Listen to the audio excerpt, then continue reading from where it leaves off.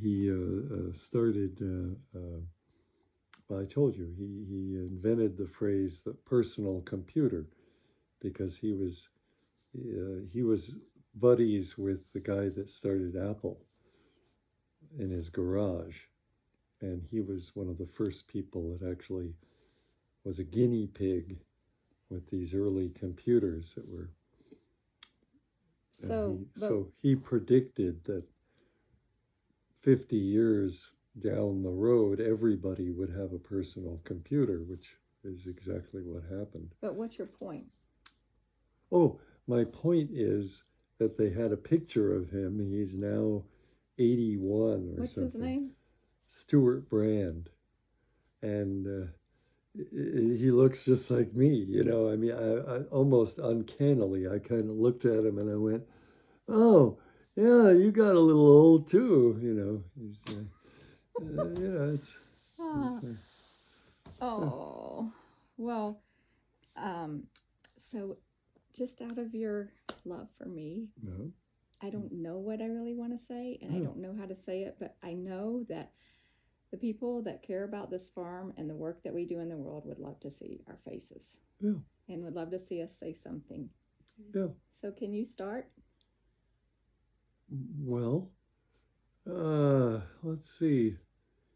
I first saw this farm about 54 years ago. That's when I first came here with my brother. About 1968? I think it was 69. March 1969, I think, was probably when I first came here. And I tell people that I didn't know squat about farming, but I thought, you know, I would maybe be a back to the land hippie kind of, and was interested in possibly getting into agriculture. So it was unseasonably dry for being March. So I took a shovel and I went out to where, kind of where the playfield is now, which was a tobacco field at the time. Everybody grew tobacco around here, which you never see anymore. And I decided to, you know, dig up some of the dirt to see what it was that I was going to be farming. So I took the shovel and I pushed it, I slammed it into the ground, and it bounced. It was so dry. This was red clay, and it was just, and it was abused red clay. So I thought, gee, how am I going to work that? I can't even get a shovel in it. It literally was like a brick, which it almost was. So then I went to sleep, and that night it rained. So I thought, well, I'll go back out, and it must have softened up a little bit. Well, I go out in this field just to show you what they planted a cover crop, which was oats, which were about a foot tall and about 2 feet apart. Everything else is just bare red clay in between. And I walk out into the field with the shovel again. And when I get out where I want to put the shovel in the ground, I slip and fall right on my butt. And it was slimy. And really slippery. And I had no idea it was going to be that slippery. And but I did get the shovel in once I stood up again. But I realized that it was going to take a lot of work for me to be able to get anything. So, then for the next 5 years, whenever I was here, I spent about half the year trying to grow things, and I really mean trying to grow things because it was very difficult with this red clay, or hauling manure. I got to know all the people around who had manure. I didn't even care what kind of manure it was. I just made piles and piles and piles of compost. I'd read some books about what to do to bring back soil and make compost. And, one of my inspirations was Farmers of 40 Centuries, which was this really old book that I got through interlibrary loan, probably right about that time, about making compost and putting organic matter into. And it also made me realize how bad the farm had become. This was 100 years of white people basically completely devastating an environment.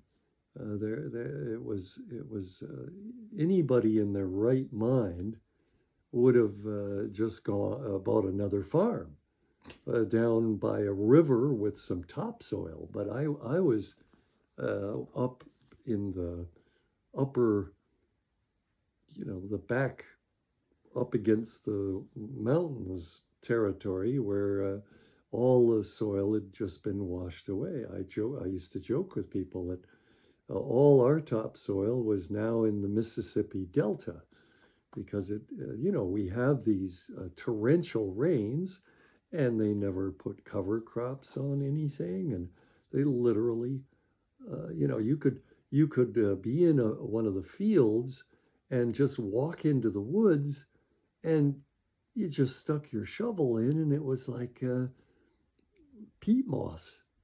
But out where anybody had cultivated, it was just subsoil. It was like red clay. Mm-hmm. So but I was young and idealistic, and I just hauled manure, and I hauled manure, and any kind of rotted hay or leaves or anything I could get, I was just putting it in and putting it in. And, I tell people that now we've got some rather beautiful soil, but it's not, it took 50 years of putting everything that people had taken away back in to get it back to something that would grow something. But, And yeah. and you grew any and everything you could think of that you wanted to, or that would do well here, or that you wanted to learn could do well here, and sold to markets and restaurants and tailgate markets, and did Oh, that there wasn't such did, thing as a tailgate market, and there wasn't even a natural food store 53 years ago here. So I literally, I at one point, I was so desperate, I was using buses. I would go to the Greyhound or the Trailways. There were two bus services at the time, and put my leeks and lettuce and whatever into the bus like luggage. You could do that back then.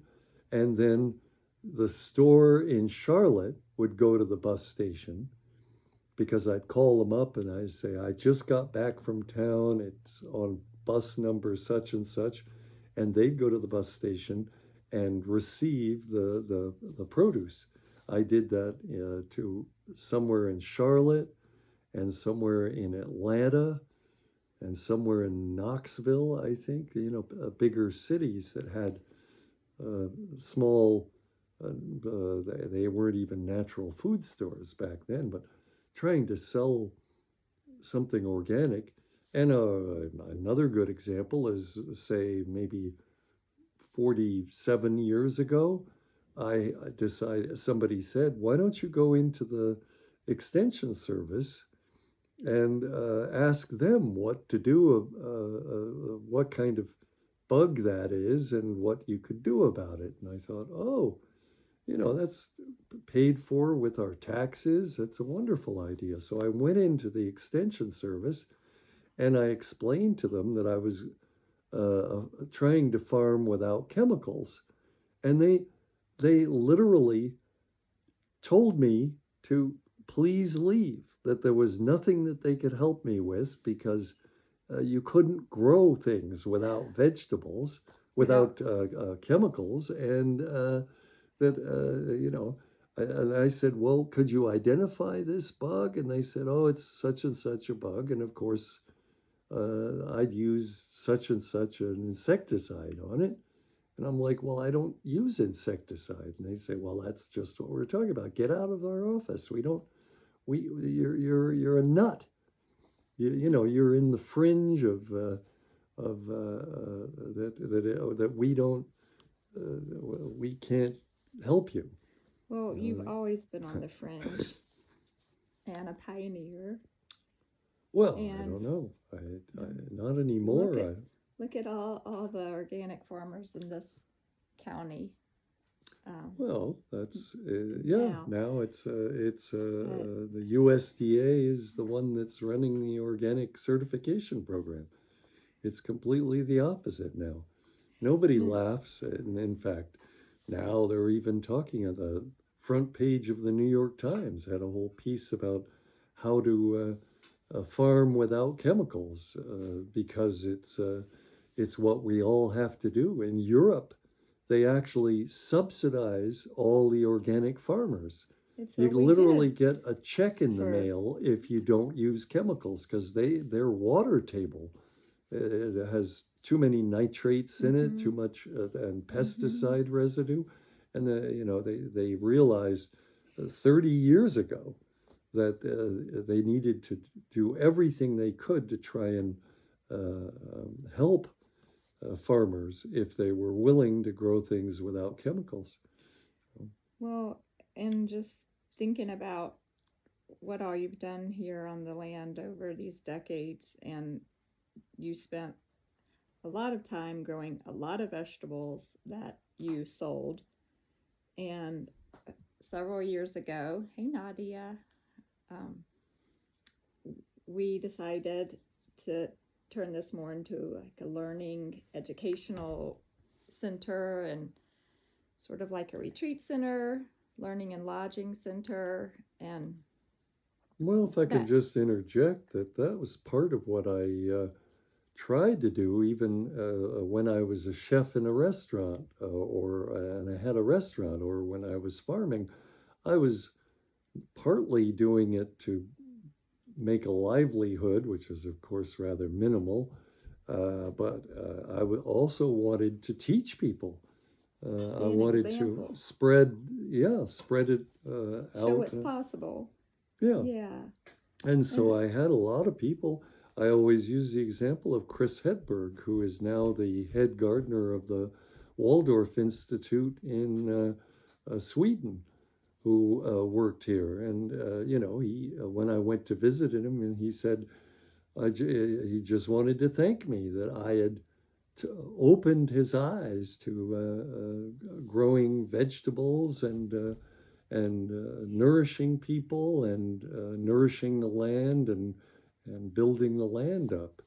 And so that's what I've spent a lot of my life doing is trying to uh, encourage, inspire, yeah, inspire show. other people to. Meanwhile, I most of the time it was an uphill battle for me because everybody thought it was not possible, and didn't matter what it was I did. I was always 20 or 30 years ahead of the curve, and if I look at my own life, it was always challenging. It was always and I can't tell you how many times I had people saying, you can't do that. you're just an idealist, and it's what you're attempting to do is not something that is viable or possible. And so it took a, well, like when I had a farmers group where I was starting a farmers cooperative, again, to try and sell the produce that we were all growing. This was, of course, 30 years later, when it was becoming more commonplace for people to be farming organically. Oh, I've lost my train of thought. Hmm.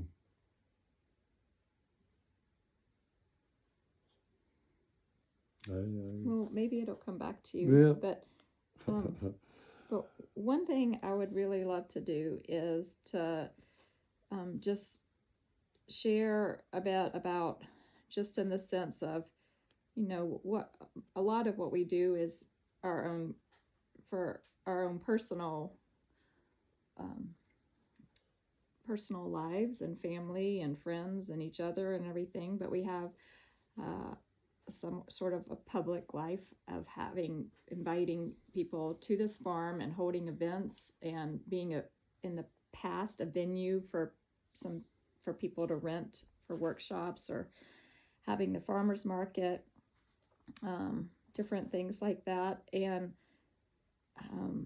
as you get older, and as I grow more into, I'm almost in my 50s, we want different things for our lives. And one of the things that I really want is to write more, and to hold more ceremonies, and to spread more perennial plants around, and not manage a retreat center or a venue or workshop space for others. That's just not my calling or yours at this juncture in our lives. And so we've been putting ourselves out to the world publicly as Herb Mountain Farm, and we're gonna switch from that. And even though we're here, and Herb Mountain Farm is our base and what sustains us and feeds us and inspires us, and is home, but it's also home to many people, about 26 people, many animals, many plants, much water, many organisms of all kinds, that I'm going to start putting myself out in the world more. And knowing you, Hart, do you need something, Nadia? What? Try and be a little fast. Where's my pocket cats? They're in that little treasure chest. Knowing you don't have interest in managing a website or running any social media or having social media or anything like that. And so rather than being the person behind the curtain for Herb Mountain Farm, I'm just going to have my own platform as Mary Plant Walker. And how do you feel about that? Well, like I said, most of my life, I have not just thought about having a garden in order to be able to go out and sit in it and admire my work and look at the flowers I'm growing. I like sharing with other people whatever lifestyle I have. So that's what I've been doing all my life, and that's what I'm continuing to do. I mean, I have gardens that are an eighth of a mile away from here that are where. Hart, you're not answering my question. That Okay. has nothing to do with me, or I'm not asking you. You do not have Instagram. You don't have Facebook. You don't manage a website. So in this day and age, people connect all over the world through social media and websites. It's just the world we live in. We don't write letters as much as we used to. We're not. Well, the things problem. have changed. Well, People but text. Yeah, Like, and I'm a Luddite, and it's and not just because I'm 70 years old that I'm a Luddite. I think there are some downsides to it I where know there are definitely aren't, downsides. wait, let me finish. People aren't interacting nearly as much with each other. It used to be that, and I encouraged people to just show up here, and people would show up and they'd admire the gardens. They'd help me sometimes, and I still feel that in the end, that's a lot of people maybe are interacting with each other by texting each other and da da da da. But you just mentioned there are 26 people here. Well, they have friends, they have family. All these people come here, they see the gardens. Even without any of the high tech media to help, I think that there is still a human element there where it's influencing a lot of people. And I have people coming up to me and talking to me, and just like in the old days. And they don't get, if I'm lucky, they don't get their cell phone out. um, so how do you feel about the Herb Mountain Farm website and the Herb Mountain Farm Instagram transitioning to your wife's work, Mary Plant Walker? No, that's fine. I mean, that's what I was just saying is that I don't, I think that people don't realize that it's always a trade-off with everything, and that if they want to be involved with social media, and they're going to find what they're looking for on Facebook, then more power to them. I'm just not going to do it. And if they want to find me, they're going to have to come look for me. Well, make an But appointment first. but at the same time, You're very much a hermit. You're very if much a hermit. yeah, Yeah. there's an element where just trying to talk me into sitting down and doing this interview is not easy for me. I would rather be talking to a human being one on one. Well, would you want to share anything else in this interview, or just sharing?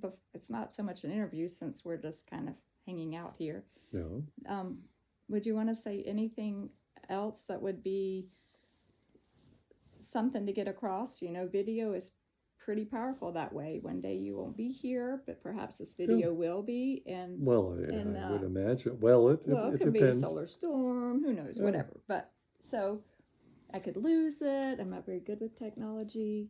But anyway, is there anything that you would like to share with the world through this medium? Or just what would you say if you could? Well, I think more than anything else, I've tried to create an environment here that is sustainable and will go on into the future. I have to admit, I'm planting, I grafted apple trees that live to be over 100 years old, and they're only 40 years old right now. They're going to way outlive me, and I just hope that the land and the environment that I've tried to protect remains viable and is still around in 100 years.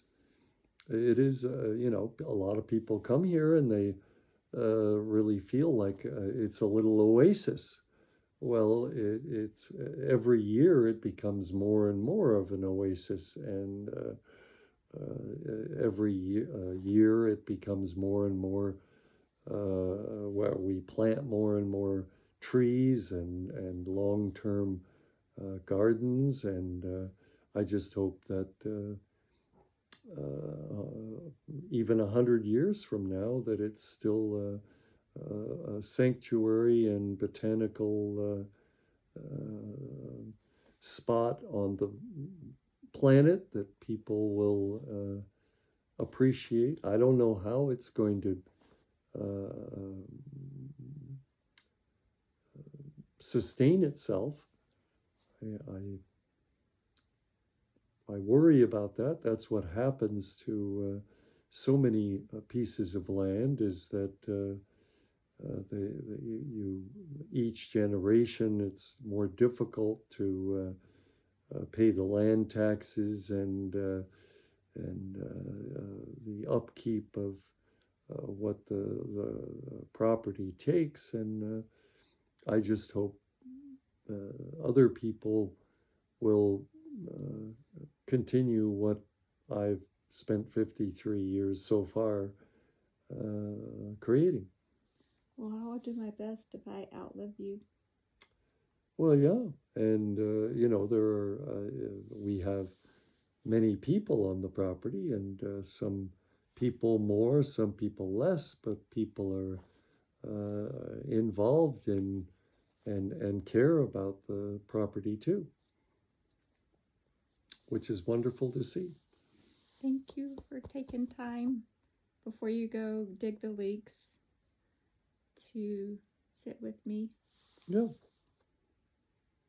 And I hope you are successful with all of your social media adventures. And Just one. That it doesn't Just one. occupy you so much that you're not hardly ever in the gardens. Amen. Right. Ashe. Well.